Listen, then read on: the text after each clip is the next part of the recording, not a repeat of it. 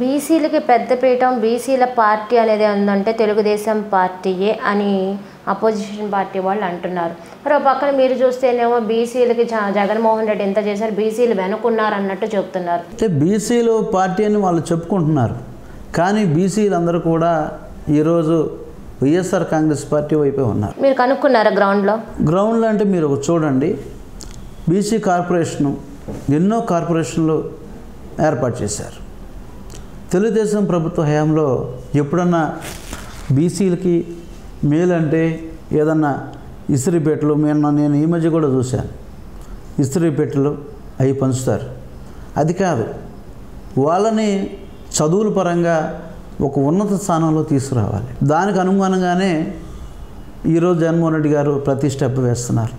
బీసీల జీవితాల్లో, ఎస్సీ ఎస్టీల జీవితాల్లో, మైనార్టీల జీవితాల్లో డెవలప్మెంట్ కావాలంటే స్కూల్ నుంచే కూడా వాళ్ళకి పునాదులు గట్టిగా ఉండాలి. స్కూల్ నుంచి అంటే అసలు స్కూల్ విషయంలో చంద్రబాబు నాయుడు గారు ఒకటి అంటున్నారు, జగన్మోహన్ రెడ్డి గారు ఇంకోటి అంటున్నారు.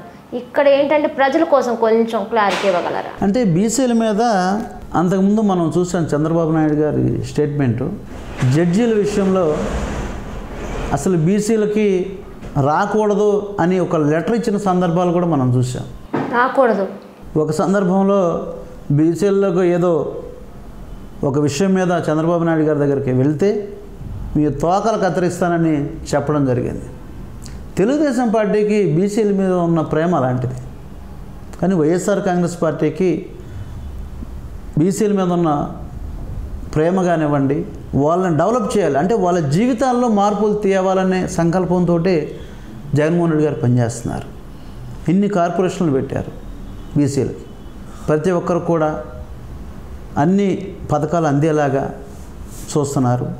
అలాగే గ్రౌండ్ స్థాయి నుంచి ఎడ్యుకేషన్ విషయంలో కానివ్వండి, స్కూల్స్ విషయంలో కానివ్వండి, జాబ్స్ విషయంలో కానివ్వండి, ప్రతి చోట వాళ్ళు ఇచ్చిన గవర్నమెంట్ ఇచ్చిన ప్రభుత్వం, తెలుగుదేశం ప్రభుత్వం ఇచ్చిన తాయిలాలు కాదు ఇక్కడ కావాల్సింది.